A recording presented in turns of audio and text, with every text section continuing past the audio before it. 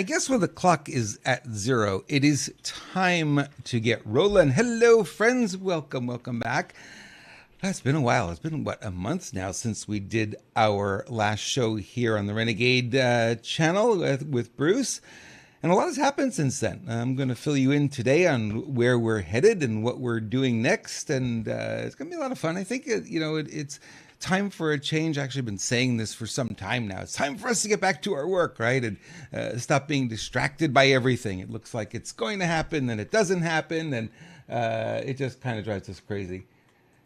So, a lot of changes happening here. Let's go into what this new show is going to be. It may or may not be for everyone. We're going to get away from politics and current events and instead be talking more in terms of creating more success. And I've got a couple of stories to share with you today that should be very inspiring. At least they were for the people involved, and maybe give you some ideas and get you thinking as well.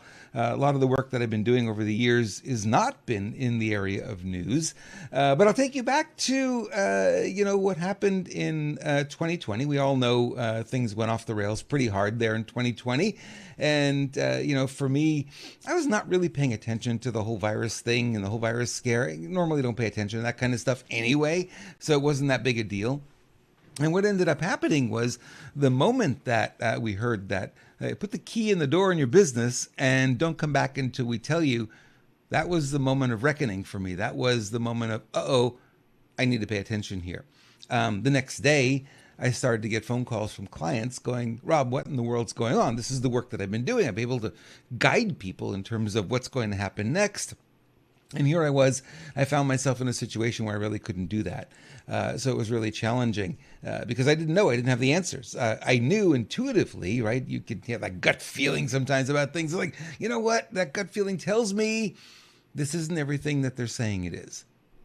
They're completely blowing this out of proportion. And even at the time, they were talking about the death rate and how many people were dying from this. And it was like 99.8% survival rate. I'm like, really? We're worried about this? I mean, it's crazy. It was nuts. So, but we all, we had to go through it. And we had to figure out that a mandate is not a law. It's a suggestion is really all it is at the end of the day.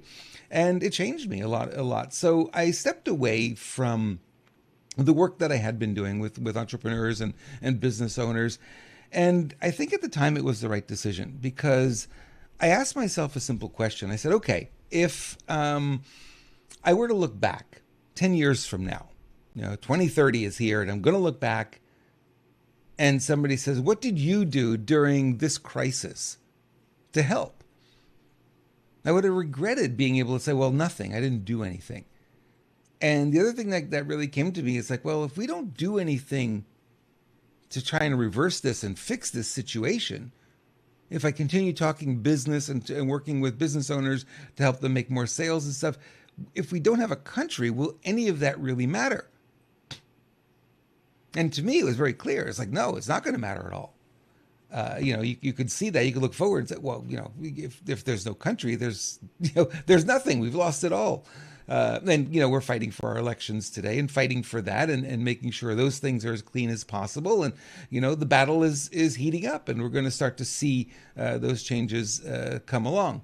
So I did the part that I wanted to do. I used my skills, my gifts of being able to communicate. And, before I knew it, I was all of a sudden speaking on the Truth Tour. And then all of a sudden we were doing news shows. And, I was in with both feet because when I do things, I go in both feet, right? I go in and I'm going to do it. I'm going to do it all the way. And it was a lot of fun, and it really was important at that time to do. But I think, now it's time to, change gears and get back to, my roots and the things that I've been doing for many, many years and really helping people. Bruce and we had a conversation. I think it was, we did one that last show, and then I played the presentation that I did during the Awakening Summit. And then the following week, Bruce called and he said, hey, are we doing a show? And my question to him was, can you think of a good reason to do a show? And he says, no, I really can't. And I said, I'm having that problem too. I've been struggling with this for a while now. I've been having that challenge. I don't know what I want to do for a show. It's not landing. I'm not seeing the impact. I'm not feeling the impact. I'm not walking away after spending a whole day putting the show together and going, wow, we really did something great. We really didn't. We kind of regurgitated what was, and it's sort of propagating that same messaging. It just didn't feel like that was where I was needed anymore. During 2020 and forward, yes, definitely, it felt very needed, and people were raving about the work that we were doing, but it got to a point where, things run its course, and it's time to kind of move along. Welcome to what I'm calling Renegade Breakthroughs. This is a very different show. It is going to be primarily me, for the most part, sharing some time with you, spending time with you. I'm also going to be bringing on guests periodically. We're also going to do AMA shows, which is Ask Me Anything. So you'll be able to put in questions in the chat, and I will be answering those questions live on the air. And we're going to take this show to a different level. We're going to bring on people that are in the chat room occasionally, and we're going to have hot seats. So, if you have a business and you're struggling and not quite sure where to go, there'll be live coaching is really what it will end up being. You'll be on the hot seat. You'll tell us what's going on, and then I'll help guide you and put you in the right direction. Now, Bruce and I are very good friends, so there's no falling out there. I know some of the rumors like, hey, are you and Bruce, are you guys fighting that? No, nothing like that. Bruce is working on his Unleashing Excellence. That is his passion. As you may have noticed, the last few months he's been talking about that. This is something he really wants to do. This is calling to him more than anything. And I think really, the time is right for him to step into his power and step into what he's doing. And time is also right here for this. Now, I'm going to tell you, back in 2020, I was running a podcast, and this is before doing any of this. The podcast was, this is kind of the game that I was playing was called Coach's Corner. And I started that, I think, 2016, 2017. I think it was actually officially probably 2014, somewhere there, but I didn't actually have the name until maybe 2017. And I was putting this podcast together, and I was doing it every Thursday. No coincidence, I like Thursdays. I don't know why I like Thursdays for this kind of thing. And I was talking to the entrepreneur crowd for the most part and sharing, advice and business advice. Now, when 2020 happened, the first thing I did is I went on and YouTube and I created videos talking about the virus. Ooh, what a horrible topic, and I got shadow banned on my third video. First video, hundreds of views. Second video, hundreds of views. Third video, 0. Did I do something wrong? What happened? All right, do a fourth video, 0. I'm like, okay, something's up here. Hadn't heard the term shadow banned yet. That was new. We live in America, freedom of speech. We got the ability to talk about whatever we want to talk about. And all of a sudden, censorship started to happen. So that woke me up. So I said, what I'm going to do is I'm going to use my Coach's Corner podcast, because I'm on all the different channels. I'm on iTunes and Amazon Podcasts and Spotify. And, you just go down the list at iHeartRadio. The podcast gets distributed to all those places. So I'm going to use that channel to start talking about this stuff. And I did. For a while, that's what I did until I started speaking on the Truth Tour. And then Lewis asked, hey, we should do a news show together, because he loved the way I present. He loves, the kind of the dynamic that we had was really, really good. And he said, let's do a news show together. So we did a daily news show, as you know, for almost 3 years. We did it, and it was a lot of work, a tremendous amount of work, and it basically ate up the entire week. But, at the time, I believe it was what was needed. And I think a lot of people needed to be aware of a lot of the stuff mainstream media wasn't covering. It's changing now. If you notice, a lot of the stories that were conspiracy all of a sudden are now appearing in mainstream more than ever. There's still a lot of conspiracy stuff out there, but we're being proven that we were right all along again and again and again. When you look back at 2020 and the things I was talking about back then, I actually rewatched one of the videos that I did, and it's like, yeah, it's spot on. Spot on. Back in, April of 2020, doing this was spot on. And now it's just proven to be the reality. So it was kind of crazy, kind of a crazy path, if you will. But it was important, I think, during that time to get that done. So this is today the unveiling, if you will, of a new direction, a new pivot, if you will. And Coach's Corner, the podcast, goes away and is rebranded as Renegade Breakthroughs. So the Renegade Breakthroughs show will be Thursdays, 7 p.m. Eastern, 4 p.m. Pacific. We'll do it every week. And I'm going to take the show after we're done, and I'm going to put it into the podcast feed as well. So if you miss it here, we're streaming live on YouTube today. We're streaming live on X, and we're streaming live on Rumble. And if you missed the live show, you could subscribe to the podcast feed, and you'll find it there. It'll be there as well. There'll be two feeds. There'll be one that will be a video feed, and there'll be a second feed that will just be audio only. Now, some people, you don't need the video, right? The talking head, unless I'm showing you graphics or videos or something, there'll be some of that, I'm sure. But, not necessarily that critical to getting the message. So as you decide what you want to do, you want to watch the video, you want to listen to the audio, either way, most people subscribe to both. I don't know why, but they do. And I can tell because the numbers are almost the same. The downloads between the audio and the video are almost the same. So I know people subscribe to both. Your choice if you want to do it. No charge for that. So I want to get started today as we kick this off and making all this transition. Where is this all coming from?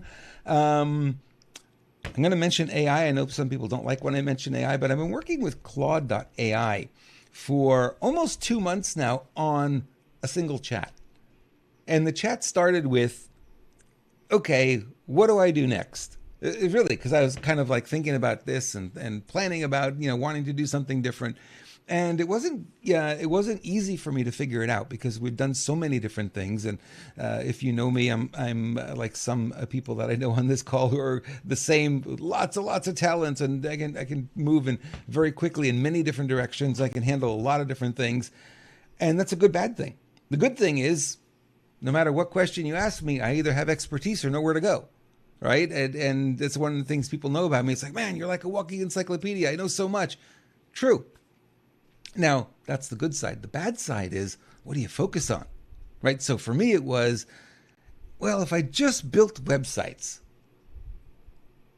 if I just did that, and I built the Verity Metals website for Matt. I built the clearelection.net website. I was helping Lewis when he had his Herms for Cali website, when he was doing the campaign. I was building that.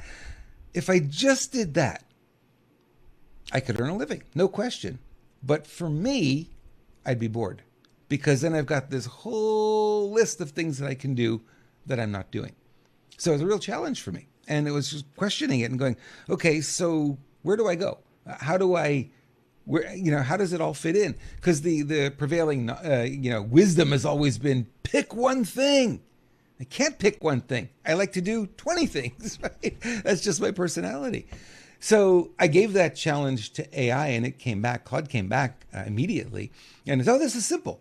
What do you mean it's simple? I've been dealing with this my entire freaking adult life, right? I've been dealing with this challenge. And it said, it's easy. You just need a bigger container. Oh boy, light bulbs went on at that point. It's like, what in the world? You need a bigger container. In other words, if you're a guy with a lot of tools, you need a bigger toolbox, right? Okay, common sense there. But I never saw it because I was too close to it. So it came along and said, we need a bigger container. So what I've been working on with Claude and this chat that's been going on now almost 2 months is a complete rebrand, a complete reformatting, a complete change in direction, really cleaning things up and making it easier for people to understand. So we've got a mastermind, we've got one-on-one coaching, we've got free webcasts that I'm going to do, webinars that I'm going to be doing, and there's going to be some trainings, low price, low dollar trainings as well. And all of these things are now coming together. The websites are being built. I've been working on that and putting this together. Ironically, Bruce has been doing the same thing. Different path, different messaging, obviously, but he's been doing the same thing. Kind of fun. We're comparing notes, and he just texted me a few minutes ago, hey, do you have a minute? I said, no, I'm about to go live. Oh yeah, I forgot about that. It's good to be back on the Thursday show, though. I really like doing this. So I want to give you guys, I know, you know me as the doing the politics and the current events and all the rest of that stuff, but this show is going to be wider than that. I want to give you a little bit of background. I do not enjoy talking about myself, and you've probably noticed that I never introduce myself, right? I'd like just get right into the content and go. But I think it's a little bit of a disservice if you don't know some of the things I've been doing and some of the things where I've come from and what qualifies me really to be in this position to be talking to you about, personal success, personal growth, entrepreneurial success, marketing, all the rest of that kind of thing. So I'm going to give you a little bit of background. I'll try to keep it short, but I have a lot. There's a lot that I've been doing. So I got my first taste of the personal development world back in 1995, a long time ago, right? This feels like eons ago. At that time, I was a guy who was very shy. I could never have imagined myself speaking to two people. Forget about being on podcasts with 120,000 viewers or being on national radio with 500,000 listeners, right? I could never imagine that when I started. So I got involved with Tony Robbins. And one thing that happened that was really fascinating, in high school, I was a C average student. How many can relate? C average student, not any better. And I thought, well, I'm not that smart. The smart kids in the class, the A students, the A plus, the valedictorians, right? They're the smartest ones, not me. And I went to this first Tony Robbins seminar, and he's talking about psychology. I don't know anything about psychology. Never been exposed to that before. I didn't even know what the word meant. Teaches something from stage. There's a woman sitting next to me. I didn't understand what he said. I didn't understand the concept, and I would turn to her and I would teach her. But I just learned. I didn't know anything. Heard it and be able to teach it. Oh, that's a dumb person, right? So I left that room and I go, what in the world just happened here? I don't get it. How could I possibly grab this stuff and then teach it like seconds later? Man, I walked out of there and it was really like a week of going, huh? What happened? I don't understand. And it was the first glimpse I got that, well, maybe I wasn't dumb. Maybe I was bucking the system a little bit, right? The indoctrination system, which is we're in school and we're going to give you a lesson. And your job is not to question the lesson. Your job is to listen, memorize, and then we're going to give you a test so you can repeat what you've learned. Now, as an independent thinker, there's a lot of you on this call that I know who are the same. How does that work out for you? Not very good. So I was daydreaming all the time. My mind was out the window half the time in school. Never did homework. Always got in trouble. Actually got suspended a couple of times in high school for not doing homework. I just didn't feel it was important. It didn't really advance anything for me. So I never did it. I said, you know what? I'm not going to do any homework. It's fine. Yeah, it's one of those things that I guess maybe it was always in me to be a renegade, a rebel. I guess maybe that's what it was. But anyway, coming out of that, I got my first taste of coaching 2 weeks after I did my first UPW, Unleash the Power Within seminar with Tony Robbins. I had a friend show up at my door at 11 o'clock at night. He had just gone home and found his wife in bed with another guy in their bed. And he had a gun in the car and he said, I'm going to go take care of both of them and then I'm going to take my own life. And I'd never coached before. I'd never heard the word coaching. And my immediate response was, not on my watch. This is not going to happen on my watch. So I spent the next 4 hours coaching him, calming him down and reframing things. And he stayed with me that night. And, I kept working with him until I felt confident that this wasn't going to happen. And little did I know, I was coaching. I didn't go into this world thinking I was going to be a coach, right? I didn't go into that training thinking that was going to happen. But trial by fire, I guess the universe was showing me, this is your gift. You're going to do this. Okay, then. So I went to more of the trainings. I became a trainer with Tony Robbins companies in Chicago. I became the trainer of coaches for the company and also the head coach for a franchise they had in Chicago. In that time, I was there for about 2 years, and I coached over 2,000 people face-to-face. Now, this was coaching day and night. This was, first appointment, 8 o'clock in the morning, last appointment, 8 o'clock, 9 o'clock at night, 6, 7 days a week, completely burned myself out, had to leave Chicago. I was so burned out. Anyway, that's when I moved to here to California. That was back in 2000, so 26 years ago already. Whew, I'm getting old. It was one of those things. So it was a lot of fun. I think that period of time coaching everybody on every possible topic you can imagine, even topics you couldn't imagine. I fixed so many marriages, fixed relationships, fixed people with health issues, fixed people's fears and phobias, and did the NLP stuff and the setting the anchors and collapsing the anchors, all the things that, I was taught with Tony Robbins. But I decided I didn't want to keep doing that my passion really lied with the entrepreneur. Right? The entrepreneur is if you don't know the word, if this is a new word for some of you, entrepreneur is a French word. EUR, French, right? You can tell it's a French word. It comes from the verb entreprendre. And if you translate that to English, it means undertaker. Huh? Not the mortician type, right? An entrepreneur is an undertaker, one who undertakes what? If you're an entrepreneur, you undertake everything. Why do you think I have so many skills? Entrepreneur at heart, right? And every one of us suffers from the same problem. Nobody can do it better. We're the only ones that can do it, and we end up doing it all. And we wear 50 hats when we really should be wearing one. And it's sort of, and I've always felt, a strong affinity for this community because I am one. I am one of those people. It's lonely, right? Why? Because we don't really surround ourselves with a lot of other people. We don't really fit in. We're chronically unemployable, right? Every job I've had, I've pretty much been fired from it because I was thinking more than the president of the company, the owner of the company. And it was one of those things. It's like, and it's really hard to have that kind of person in your company who's trying to change the direction of the company. Why are you doing this? This doesn't make sense. We need to do this instead. You need to be the boss, right? That's just the way it is. So my journey out of the corporate world ended one day when my boss called me into the office and he said to me, he says, "Where do you see yourself in 5 years?" I looked him square in the eye and I said, "I see myself sitting in your chair." And he just, whoa, yeah, okay. I was director of marketing for the company and, reporting directly to him. And he was taken aback by that. And I said, "Now I know you're not going anywhere. This is your company. You built it from this. I know you're not leaving."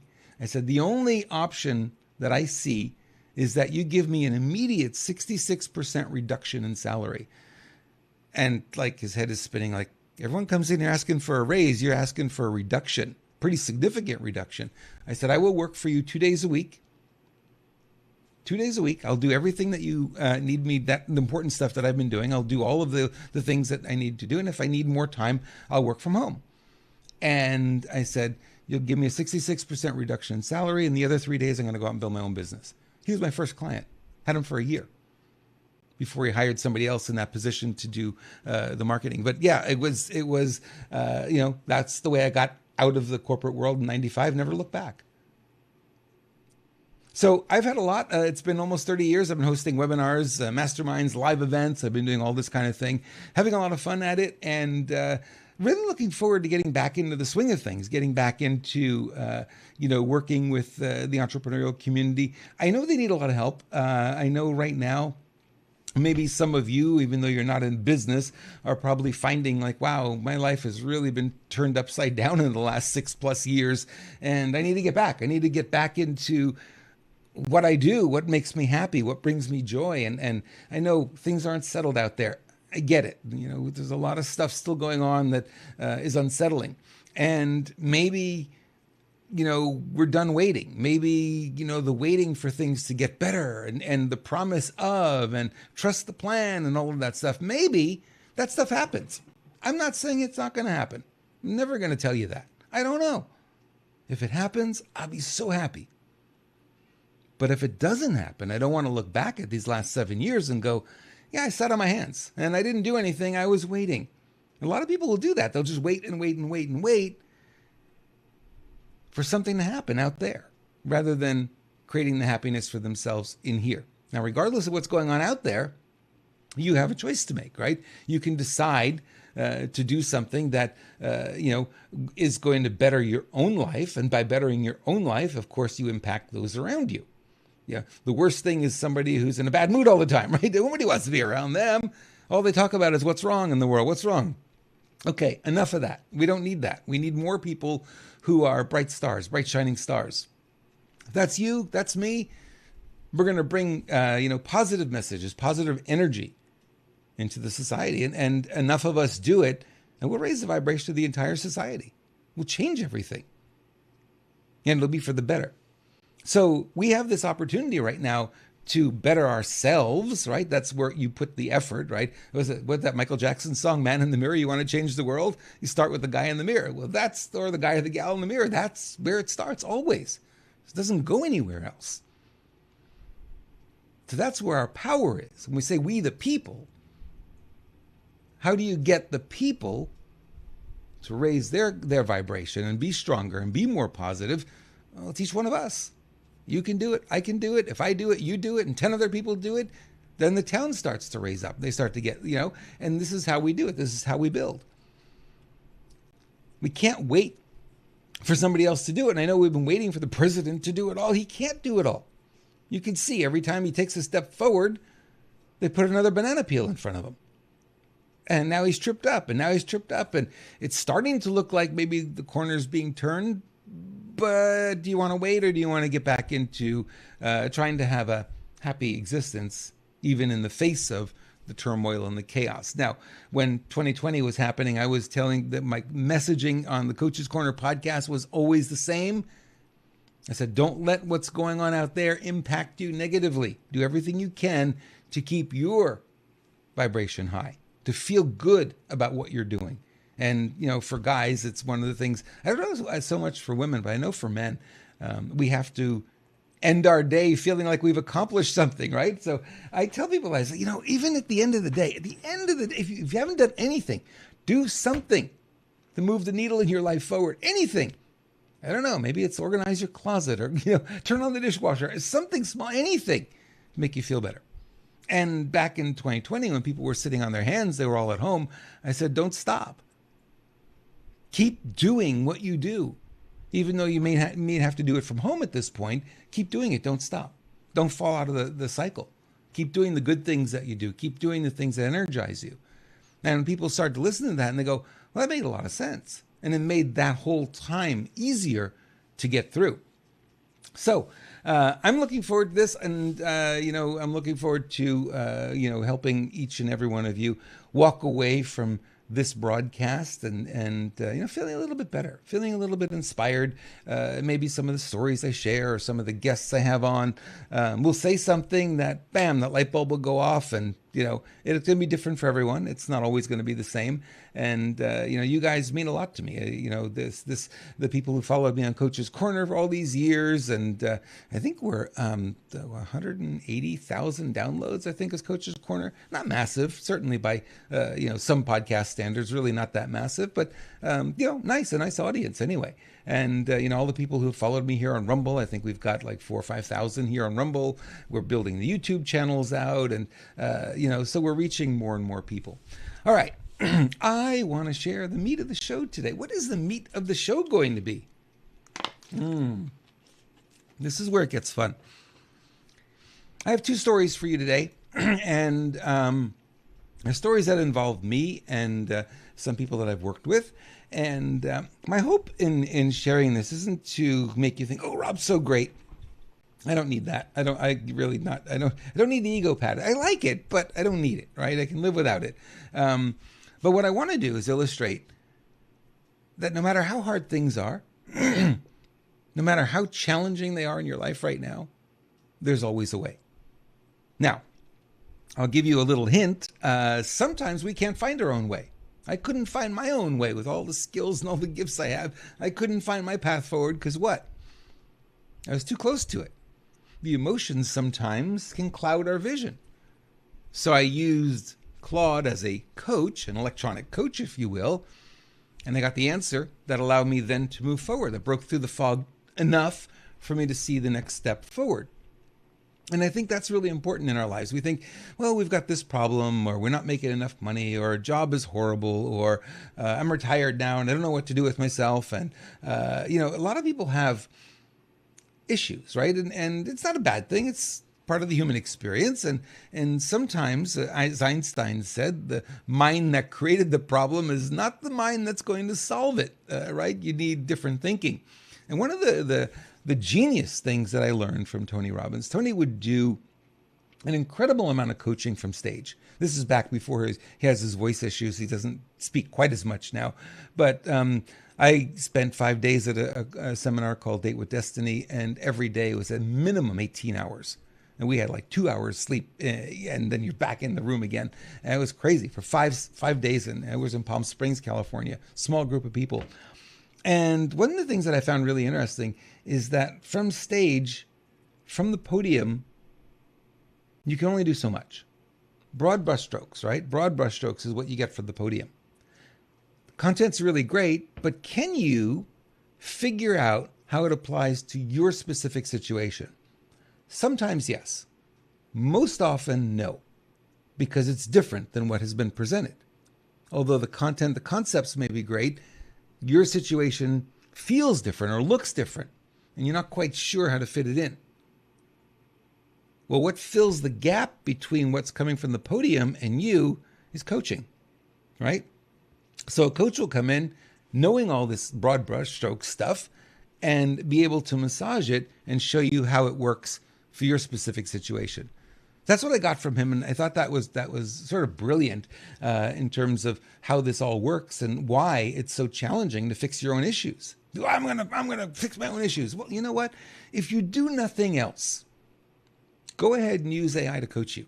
Bruce has been doing it. I mean, he showed us a couple of times on some of the shows how he was using AI as his coach, his digital coach, literally. And I did a show with Kellen a little over a year ago now, where he said the coaching industry is in trouble because AI is going to end up being your coach. And that's very true. And there's a lot of things AI can do that you don't need to pay a coach to do. A lot of the stuff to help you break through the fog. The trick is you got to be honest. You got to put all the information in, right? Rather than just say, hey, how do I make $1,000 the next 30 days? Well, it doesn't know anything about you. It's different for everyone. So you got to say, hey, I'm skilled at this. I do this. This is the work I've done. And then you could ask those kinds of questions and you're going to get answers that are really tailored to you. Now, is everything perfect coming out of AI? Of course not. Of course not. Take it with a grain of salt. Just take it and look at it, go, okay, makes sense, doesn't make sense. Sometimes, for instance, you say, hey, I need an email for this, and it'll write the email supposedly in your voice, and you go, I would never say that, right? So you've got to use a little bit of discernment with this stuff, but it is powerful, and it will get you, it'll get you to the next level. Certainly, it'll get you out, or at least clear the fog enough for you to be able to see your way to the next step. And it's important to do that. I think it's important for all of us to do that. So I've got these two stories I want to share with you, and they illustrate this concept, if you will, quite elaborately. And they're really fascinating, the characters that I ran into and what I did with them. And, I don't know, when I hear these stories, they're really inspiring. And I've shared them in seminars before. Certainly it'll be a lot of fun to share them with you because I know people who've heard them before are blown away by some of the thinking that went into this. So money seems to be a challenge for a lot of people right now, and clearly, the economy is kind of upside down. The inflation rate's pretty high at the moment, and we're promised that it's going to go down. Well, it's going to take some time. It'll take months. So people are struggling. It's a challenging time, and people want to find maybe a side gig or a different way to make money than what they're normally doing. Salary's good, yeah, but it's not quite enough. I need something else. What can I do? Those kind of questions are really good. AI can really help a lot with that. So I told you that I've been in the internet marketing world for a long time. I got online back in 1984. Yes, 1984. I got online with my Commodore 64, 300 baud modem. I got online a service called QLink that later became America Online. So I was on America Online before it was America Online. And I made my very first sale online in 1989 5 years later, this is still 5 years before the World Wide Web came out. And I was on a bulletin board system. I was a sysop on 3 different bulletin board systems. And I made my first sale for $1,100 to a company in Johannesburg, South Africa. Online. Over the telephone lines, because the internet really wasn't, what we think of today. It wasn't built out yet. It didn't exist. But it was, pure, it was connection to connection over the phone lines. Somebody in South Africa connected to my bulletin board system sitting in my bedroom and made the purchase and put in their credit card. So it was kind of cool. So I was teaching internet marketing before it was really called internet marketing. It was online marketing. It was other things. I was an internet marketing guru before that term was coined, right? And one of the courses that I was doing here in San Diego.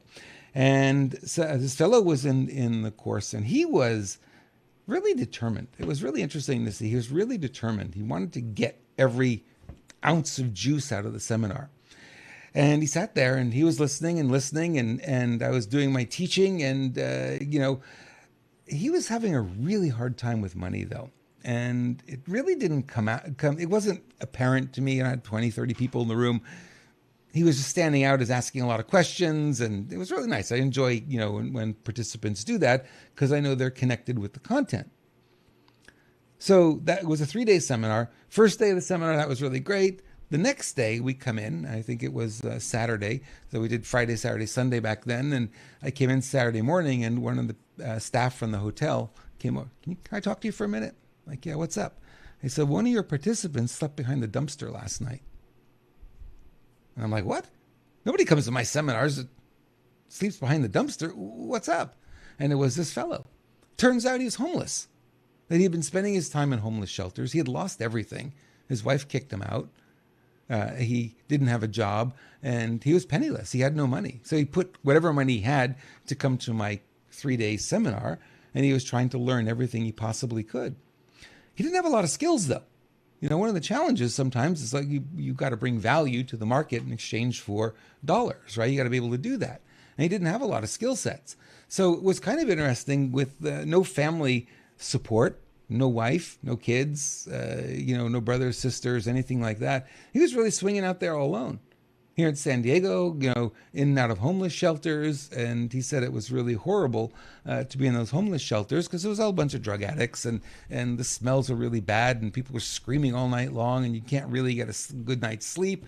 And it was just really hard. He was really having a hard time. But he was in that space. When a person says, I'm meant for more. I know there's more. I can do more. He had that in him. And I saw that spark, and I said, you know what? I think I can tap into that. I think I can help this guy. So after the seminar was over, I had him come by, and we sat down, and I said, tell me about what you can do. What are your skills? He says, well, I'm not very good at the computer. He says, I can get on a computer at the public library for an hour at a time. And then they kick him off, right? You get an hour of computer time. And that was it. So he didn't really have an email address. He really didn't have, very much. He had a cell phone. He didn't have anything else. And so the question then was, how can I make money? I said, well, it'd be hard to build an internet business, right? Being you only have access to the computer and a very short period of time. You can't do a whole lot in an hour. I mean, you and I know we get on a computer, an hour goes like that, right? It's just like, woo, what happened? I know I get on, I start working with Claude, and all of a sudden Phoebe's like, hey, lunch is ready. What do you mean? Oh, wow. Yeah, it's been 3 hours already. How'd that happen? So he didn't have a lot of expertise there, but he knew his way around the computer. And I said, you could teach somebody else how to use a computer. And he kind of chuckled. He says, no, I can't. I don't know that much. I said, you know more than the person who knows nothing, don't you? And the light bulb went on. He's like, yeah, this is true of all of us, right? We think I don't know everything. You don't need to know everything. All you need to know is more than the person who knows less than you. That's it. That's where it starts. And you'll improve your skills as you go.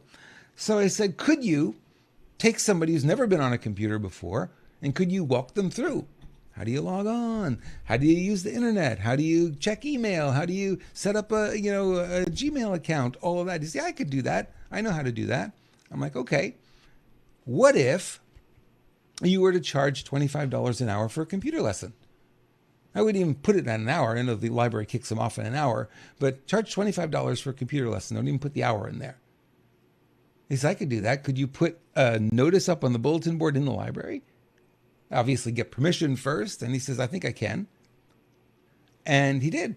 And he picked up 2 clients in the first week, and he had $50 he didn't have before. Okay, not going to buy a hotel room, but he was off and running.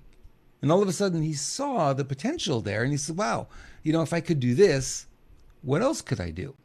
Right? And he was off and running. That's really all you need sometimes. You just need to get people to first base. So he went from homeless and hopeless, literally, to actually having something that he could do to make money. Now, did he become a millionaire? No, probably not. I kind of lost touch with him over a while, but it did what I needed to do at that time to get him started. Now, every one of us has a gift. Everyone else has something. I laugh sometimes. I tell people who are struggling for money, I said, here's what I want you to do this week, and I want you to go through your garage, and anything you haven't used in the past 5 years, take it out, and you're going to sell it. Facebook Marketplace doesn't charge anything. eBay is a little bit more complex, but Facebook Marketplace doesn't charge anything to put up a post. And you can make money. I had people who didn't have their money for their mortgage. They sold a bunch of stuff, put on Facebook Marketplace. Mortgage money's done. You said they only accept cash or Venmo or whatever. And it was, so you can do it. There's always a way. Always a way. Homeless and hopeless to having a little business in a couple of days was really kind of cool. This changed his life. This really put him back on the right path. And I think that was what's really important to see here is that no matter how far off path you are, you can get back on with the right guidance, with a little bit of help. Okay. Second story. This one's a little juicier. Maybe that one didn't have a lot of juice. This one has a little bit more juice to it. I was in Baltimore, Maryland. This is years ago. And we had just done Unleash the Power Within, where I was one of the coaches, trainers, and it was an 18-hour day. It's 2 o'clock in the morning. I'm walking back to the hotel alone at this point because all the participants and stuff, they were gone hours ago. It's just us coaches that were there until the very, very last minute and well beyond. And I zigged when I should have zagged. And I should have made a left to get to the hotel. I made it right. And I found myself walking down the street, 2 o'clock in the morning, all by myself. And a homeless guy comes up to me. And he says, dude, you have $1. Now, that was an interesting moment for me because I was just all in this coaching mode. I had the coaching hat on still. I was helping people. And I thought about it for a second. I said, I have a decision to make. I could shrug him off and say no and just walk away. I could give him $1 and he'll go away. Or I could change his life. Which one do you think I chose? Yeah. Chose to change his life. That's what I chose. I chose the easiest one, right? Instead of saying, no, leave me alone. Or here's $1, leave me alone, get out of here. I said, no, I'm going to change this guy's life. I'm going to do something for him that's going to be impactful. I didn't know what it was, had no idea. But he's asking for it. So I made this decision. Now I got to stick to it, right? That's what I do. When I make a decision, I stick to it. So he was an interesting fellow.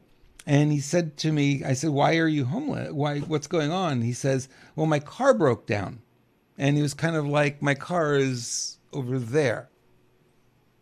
And right away I knew there's no car, right? He's homeless. These guy's got no money. He's clearly homeless. So I called him on it. I said, there's no car, is there? He goes, no, there really isn't.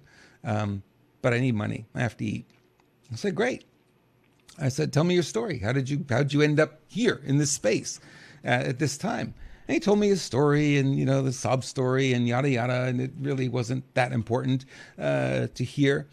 I said, well, did you ever have a dream about something you wanted to do, some career you wanted to follow, somewhere you wanted to go, And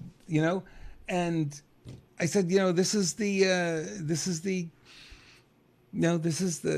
challenge we have. Sometimes we have dreams that we don't follow through. And he says, yeah, I have a dream. It's something I really want to do, but I can't tell you. So I said, okay, why can't you tell me? Mr. Inquisitive. He says, because you'll laugh at me. I said, has anybody laughed at you when you told them? He says, yeah. I said, I can't tell anybody because they'll laugh at me. So I promise you this. I won't laugh at you. You tell me, get me as crazy as it can be. I won't laugh at you. I promise you I won't laugh at you. He hemmed and hawed a little bit. And then he goes, I always wanted to be a baker. I said, that's awesome. What's kept you from being a baker? It's a great career. People love that. I just love, he tells me all the fun that he would have. And he loves playing with the dough and putting his hands in it. He loves the smell of fresh baked bread. He loves serving bread and watching people smile and rolls and cakes and all this stuff. He was just lit up talking about it. So I said, so what's kept you from being in that business? And he said, I don't have the money for the diploma. I said, what do you mean? He says, you have to go to baking school to get a diploma. I said, who told you that? He said, the school. All right, you see where I'm going with this already. Some of you are already catching on. You already see where I'm going with this, right? I said, okay, tell me how the school makes money. He says, well, I pay tuition. Right, and what's the product that they're selling you? He didn't really understand. I said, it's the diploma. Do you think if you went to a school and you said, hey, could I work in this industry without your diploma? They're going to say, yeah, go ahead. Or they're going to say, no, you can't do that. Without our diploma, you can't get in. I said, the school has a vested interest to sell you their teaching. So you end up with that diploma so you can then work in the industry. Right? That's how schools work. They're businesses. They have to make that money. They have to sell you. I said, you've been sold a false bill of goods. I said, do you think everybody who's in the baking industry today has a degree? And he goes, I don't know. I said, I doubt it. A lot of people came over from Italy. They make pizza all day long. They don't have a degree, right? They learned it from their dad, their grandfather, whatnot. There's a lot of people who have restaurants don't have any degrees. So I kind of filled him in a little bit about this. And he was getting more and more interested because it was like all of a sudden, right? The fog was lifting that he thought couldn't do it. All of a sudden, there's a little feeling of possibility. He said, well, I don't have any experience. I said, I know, but you have passion. And sometimes, Elon Musk will say this, passion is more important than experience. You can train the experience, but you can't train the passion. So for all of you who are looking for, the way, I'll tell you a quick story. The last corporate job I had, I got the job without sending in a resume. I sent in a cover letter only. And what the cover letter demonstrated was my passion for marketing. The owner of the company opened that letter within 20 minutes, called me and said, I have to meet you. The rest didn't matter. Didn't matter what jobs I had before, what school I went to. Didn't matter what degrees I had. He understood the passion, and the passion is more powerful. So I explained to this guy, I said, you've got the passion for this. You'd probably do it 12, 14 hours a day. He says, oh, in a heartbeat. Love it. Never get enough of it. I said, how many bakeries are here in Baltimore? I said, that's quite a few. I'm like, yeah, there are. I said, okay, so you don't have any experience, but you have passion. I said, what if you went to the owner of a bakery and said, listen, I want to be in this business. I want to learn this business. Would you have me on your staff and train me? And I won't charge you anything. I'll do it for free for a short period of time till I learn it. And then if I'm good enough, then you can decide you want to hire me or not. I said, do you think anybody would do that? He thought about it for a minute. He's like, well, maybe. I said, yeah, because they can see your passion for it. And when they see the passion, the degree, the diploma, doesn't matter. We can teach you how to mix flour. We can teach you how to run the machines, how long to put the stuff in the oven, how much to knead it, right? We can teach you all the basics, if you will. Wouldn't it be great to be in that industry rather than being on the street? And he just lit up. I mean, it was just like a different person at that point.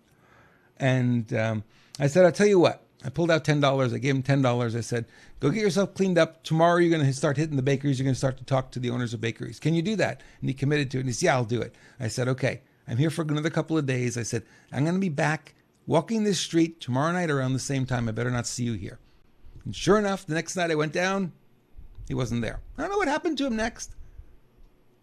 But I made a difference in his life because I decided to, right? I decided that this guy On the street, didn't have to be on the street. This guy had a passion. And if you can take that passion, give him a few guardrails, a few lessons, a little bit of training, he'll probably end up being, if he were to follow through, he'd probably end up being the best employee of any bakery, right?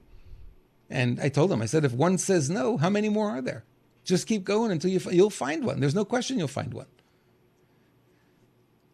So he's going to get a shower at the Y in the morning, and then he was going to put on his whatever good clothes he had, and he was going to go start making the rounds, which I hope he did. I hope that's where it went.